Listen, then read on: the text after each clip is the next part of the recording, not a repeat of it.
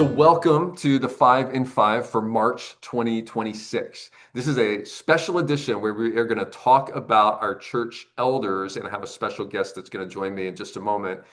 And we're going to do all this in 5 minutes or less, but with an extended cut for those of you who want to stick around. We're going to start with the attendance and the financials for February. Our monthly budget is $145,883. February income was a little less than that, $139,139. And our February expense was a little more than budget, $150,990. Those expenses were high in part because of the frigid cold weather that we had and the snow removal expenses. Year to date, our budget is $1.166 million and our income is $1.106 million. That's about $60,000 short of budget. And then our expense is $1.167, which is just over budget, which is good. We've been controlling our expenses, but our bottom line is that we are just about $60,000 short of expenses with our income. And so once again, we just ask you to prayerfully consider how God might have you help make up that difference as we near the end of our fiscal year here. We're going to invite Ken Kavalik to join me now. Ken is the head of our elder council, and we're actually at an elder retreat this weekend, Friday night, Saturday, and so that's why we're in a different setting here that you probably don't recognize. And so we're just going to take a few moments here to talk about some what, some why, some who, some how of the elders. We'll start with this, Ken. What is an elder and why do we have them? Yeah, that's great question. The New Testament term for elder is really overseer. And it's for a church leader, and it's based upon 1 Timothy chapter 3 and Titus chapter 1, which provides a model and structure for the early church that we follow as well, which answers the why, that our Constitution is modeled after that structure. So it calls for elders, and so that's why we have elders. All right. That's a good answer. Who are the current elders? Well, I think you and I are both elders, so I think that counts, right? But in addition, and these are names that you've probably seen or recognize or know very well, but Jack Edmond, Keith Brown, Andy Nichols, John Kindred, Dennis Terry, Scott Eckert, and then Jim Weber is an elder who's on sabbatical right now. And so those are the current elders. Okay. And what do these elders do? Yes. Well, you mentioned the financial budget. And so obviously one of the things we do every month is review where we are financially, and our obligation is to make sure that the church expenses are being met and to lead the church accordingly. But in addition to that, the Constitution calls for responsibilities or duties of an elder that fall into two major categories. One is more spiritual duties that there's several that are listed there, and the other are more organizational. So, for example, spiritually, one of our responsibilities is to make sure that doctrine is consistent and in line with Scripture, with everything that we're saying and doing from preaching and teaching. And then organizationally, for example, we have an HR team that the elders initiated 2 or 3 years ago, and so we monitor that, and the HR team serves as a support and sounding board for staff. And so those are just two examples of some duties that elders have, in addition to probably 20 others that are in the Constitution. There's a lot more, and we can talk about that in the extended version if we want to stay in our 5 minutes here. When do the elders meet? And if someone wanted to get in touch with an elder, how would they do that? Well, so we have regular scheduled meetings, usually once a month. The Constitution calls for us to have 10 meetings a year.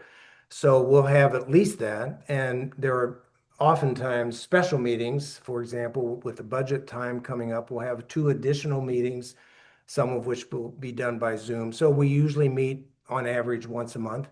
And then the way to contact us is that each of the elders has a Grace Point email. And so emailing us is certainly easy, but of course we're there every Sunday. If people want to talk to us, we're very welcome to talk to them. Available, approachable. Yes. Yep, very good. All right. Thanks for all that good info, Ken. We want to stay in our 5 minutes, so I think that wraps up this portion. But those of you who want to stick around, we're going to have an extended cut where we dig into these things in a little more detail. All right. Thanks for joining us. That was perfect. Okay, that was Good. perfect. All right, so we are back now for our extended cut, and the timer is off. And so, Ken, you can talk as long as you Okay. want now. I like your sermons. Oh, my heart. Okay. So let's start with this. Let's talk a little more about what is an elder scripturally speaking. Sure. Well, as I mentioned previously, it's really based on those two passages of scripture in 1 Timothy 3 and Titus chapter 1. And there's a list of about 19 different qualities or characteristics of an elder. So some of those, I'll go through the list very quickly, but being above reproach, temperate, prudent, respectable, hospitable, able to teach, not addicted to wine, not self-willed, not quick-tempered, not abusive, gentle, peaceable, not a lover of money, loves what is good, just, devout, self-controlled, husband and father, a good husband and father, and a husband of one wife. And the reason that those last two are important is because you probably notice that we have all men on our elder team, and we do that based upon this passage of scripture that talks about elders being the husband of one wife and a good husband and father. So that's the scriptural basis for elders. And then some of the other duties that I wasn't able to talk to in terms of time that we are responsible for as elders, especially in the organizational side. We interview new members. We would interview and recommend new pastoral staff. We just recently interviewed and examined Scott Eckert to be an ordained pastor, and we made that recommendation to the congregation. Obviously, working with staff on policies and procedures.